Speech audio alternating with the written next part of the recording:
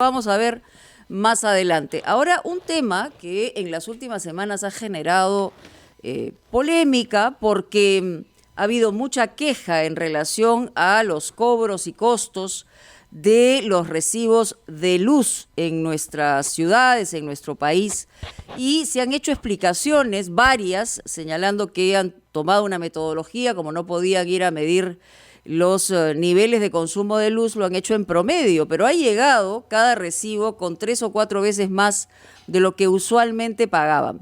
Esa es una parte. Y la otra, hay bonos de electricidad, hay subsidios en ese sentido, hay una medición de consumo de electricidad que también tiene que ver con el movimiento de la economía. Para eso está con nosotros el ingeniero Carlos Herrera Descalzi, exministro de Energía y Minas y decano del Colegio de Ingenieros del Perú, para hablar de varias cosas. ¿Cómo está, ingeniero? Muy buenos días, Ampliación de Noticias. Muy buenos días, Mónica, muy buenos días a todos. Muy bien, felizmente, muchas gracias. A sus órdenes. Bueno, básicamente empecemos con la información utilitaria para el público usuario, ¿no? En una situación de tantos ajustes y de dificultades económicas enormes, o sea, hay muchísima gente que está recibiendo sus recibos de luz con montos, ¿qué podemos decir? Fuera de cualquier lógica, ¿no? Absurdos, ¿no? Y las respuestas han sido hasta ahora bastante tibias de parte de los representantes.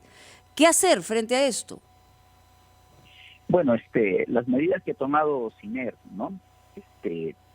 Lo malo de esos recibos es que uno tenga un recibo que está totalmente fuera de lógica y que sin embargo le digan que primero tiene que pagar y después Claro. se reclama, ¿no? Entonces, he leído dentro de las medidas que ha tomado SINER, que ha invertido el tema, ¿no? Primero reclama y después paga, que es lo lógico. Segundo, ¿por qué ha ocurrido? Es de entender que la lectura tiene que ser... Hay algunos medidores que se pueden leer a distancia, pero esos son generalmente los grandes consumidores. En los pequeños consumidores hay una lectura que se hace en el medidor que está cerca de la puerta de la calle y no tiene que hacerse necesariamente todos los meses. Se saca por promedios y entonces si sale más o sale menos se ajusta en los siguientes meses. O sea, no necesariamente la lectura tiene que ser todos los meses. Pero el tiempo que ha transcurrido, más de 100 días con lo de la COVID, hace pues muy difícil que vayan a leer de puerta en puerta. Entonces se han basado en los promedios. Lo que no entiendo es cómo los promedios han podido dar cifras tan absurdas. Así es. Los noticieros hace un par de días y ahí habían cifras absolutamente absurdas, ¿no? Entonces pregunto esto porque no es muy difícil, son montones de clientes, son millones de consumidores, pero una computadora tiene la facilidad de poder chequear esas cifras muy rápido. Entonces ponerlas entre dos rangos y en los rangos absurdos, descartarlas y revisarlas antes de enviar un recibo de esa naturaleza, ¿no? Y también luego ver a la gente haciendo una cola tremenda de reclamos en épocas donde el contagio es tan grande, por este tema, ¿no? O sea, la falta de respuesta y la forma en la que han salido, lo que ha generado es un problema muchísimo mayor y sobre todo a gente probablemente que tiene menos recursos económicos. Si una persona normal ve un recibo de luz doméstico que supera los 1.000 o 1.200 soles, uno pues se desmaya frente a una situación de este tipo. Entonces, ahí está el problema, como usted señala, de fondo. No ha habido sentido común para responder a este tema.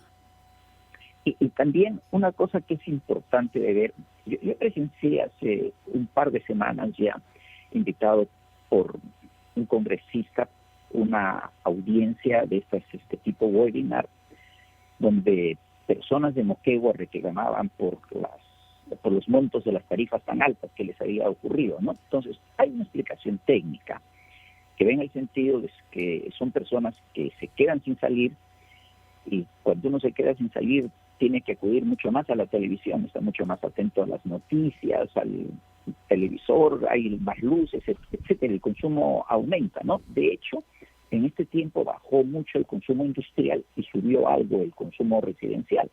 Entonces, En el consumo residencial, cuando uno pasa ciertos límites, la tarifa aumenta.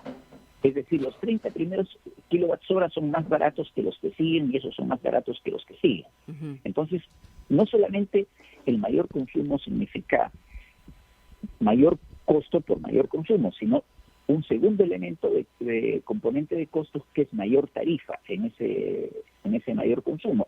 Pero yo veía la figura que veía era una señora que representaba al Estado por una entidad que administra a las empresas del Estado y esta otra señora. Entonces, la señora de Moquegua lo que decía, nosotros nos hemos quedado sin trabajo, estamos viviendo de la olla común. Mencionó una frase, dijo, las mujeres están vendiendo sus trenzas, su cabello, para poderse tener ciertos recursos, y le reclamaban a la otra señora, la que representaba al Estado, le dijo, usted tiene su sueldo y a usted, para usted las cosas no ocurren, ¿no? Entonces, el tema social es un tema muy importante porque gran cantidad de la gente de este sector que se llama informal, que se ganan el día a día, tienen pérdidas que no las van a recuperar jamás. Hay otro grupo de gente que tiene sus mismos ingresos cuando provienen del Estado o cuando el empleador está forzado a hacerlo, ¿no? Entonces son situaciones totalmente diferentes que tendrían que mirarse y verse con cierta consideración.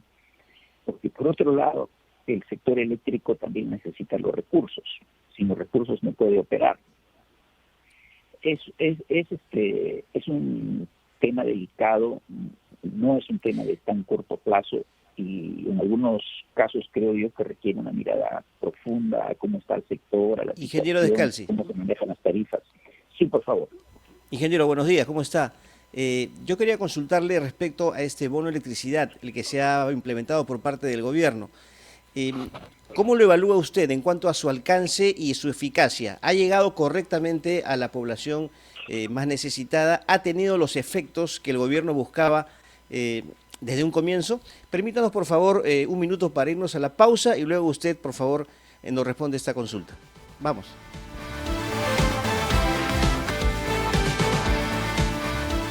Seguimos en ampliación de noticias, 8 y 18 de la mañana. Mónica Delta, Fernando Carvalho y Carlos Villarreal los acompañamos el día de hoy. Estamos conversando con el ingeniero Carlos Herrera Descalzi, ex ministro de Energía y Minas y decano del Colegio de Ingenieros del Perú. Había quedado una pregunta pendiente, ingeniero, respecto a la eficacia del bono electricidad, este bono de 160 soles, si no me equivoco, que el gobierno estableció. ¿Ha funcionado correctamente, cree usted? ¿Ha llegado a la población que más lo necesita?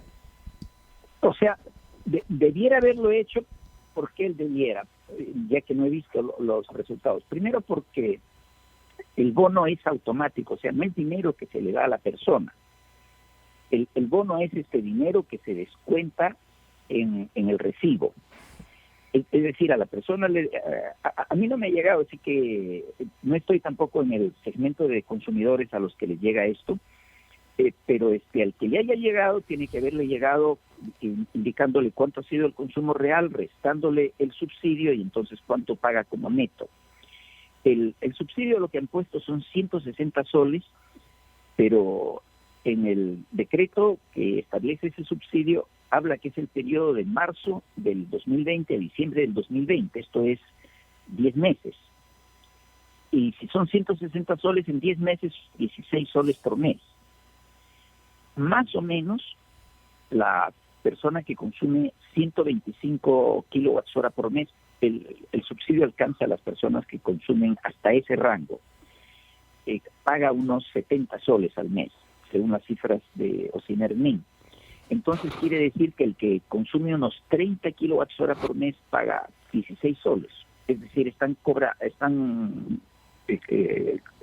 pagando, están subsidiando los primeros 30 kilowatts-hora de consumo de cada persona, y no de todos los consumidores del país, sino de aquellos que consumen menos de 125 kilowatts-hora por mes. Ponen algunas otras condiciones para ver que su consumo histórico esté en esas cifras, y excluyen además de aquellos que consumen más de esos volúmenes de energía por mes, excluyen a aquellos que viven en zonas consideradas de sectores medios y altos, en el caso de Lima y Callao. O sea, desde ese punto de vista es correcto, está dirigido a las personas que más lo necesitan.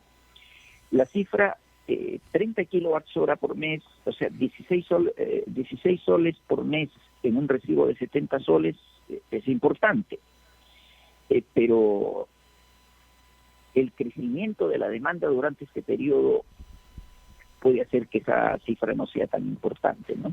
Sí, ingeniero Herrera, como usted dice, se viene consumiendo mucho más porque estamos metidos dentro de las casas, toda la familia reunida, y ahora el invierno seguramente acrecentará ese gasto. Estamos hablando sobre clientes sorprendidos, cuando no perturbados, sobre empresas, pero no hemos hablado sobre el organismo regulador. Cuando se privatizó el consumo de energía eléctrica, se creó la OCINERMIN justamente para intermediar y para supervisar. ¿Qué ha hecho la OCINERMIN hasta ahora? ¿Qué podemos esperar que haga en las semanas que vienen por delante? Ingeniero Carlos Herrera. Claro, la función de OCINERMIN es aplicar conceptos. No establece OCINERMIN, sino que establece la ley y que por lo tanto vienen del ministerio y que se convierten finalmente en tarifa eléctrica. Entonces OCINERMIN cuida el abuso sobre el tema de los precios eléctricos. Entonces cualquier persona que siente que su recibo es muy alto tiene derecho a reclamarle a la empresa y se puede establecer. Hay casos, por ejemplo, donde hay una falla en las instalaciones al interior de la casa, hace lo que se llama tierra, es decir, la electricidad fuga, y entonces el consumo es mucho más alto, aunque la persona no lo perciba, el usuario no lo perciba como beneficio. Ese puede ser un caso, creo que son pocos los casos, y hay otros casos donde por errores en la lectura de la tarifa. Entonces, lo que ha hecho OCINERMIN, que me parece correcto, es que primero se atiende el reclamo y después el pago, y no al revés, como se planteaba en otras ocasiones, ¿no? Primero se paga y después se reclama, especialmente cuando estos recibos son muy altos. Ahora, históricamente las empresas siempre han cometido errores de esta naturaleza, ¿no? Errores en que a alguna persona le llega un recibo por una cifra absurda. Pero los errores son a costa del ciudadano, no de la empresa normalmente. No, claro, son a costa del ciudadano, pero el malestar es cuando una persona tiene, pues, no sé, 60 soles, 70 soles en su presupuesto, 100 soles de repente para el pago de la tarifa y le sale 10 veces eso, ¿no? Sí.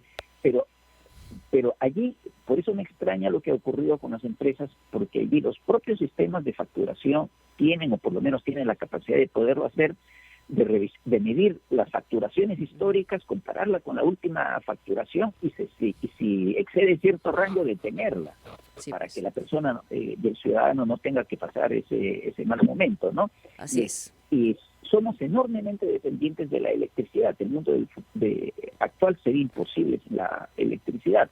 Entonces es un insumo básico. Bien. Y que a uno lo amenacen con que le cortan la electricidad si no paga, y cuando le viene un recibo absurdo, pues es terrible para las personas. Ciertamente. Absolutamente. Así es. Ingeniero Carlos Herrera Descalzi, muchas gracias por estar con nosotros en Ampliación de Noticias, muy amable. Bueno, y esperemos de verdad que mejore la respuesta de las empresas y también la evaluación que está haciendo OCINERMIN, porque en medio de una situación de tanta necesidad no se le puede cargar encima pues unos recibos impagables para la gente, y no es uno. Estamos hablando de decenas de personas que han tenido el mismo problema. Sí.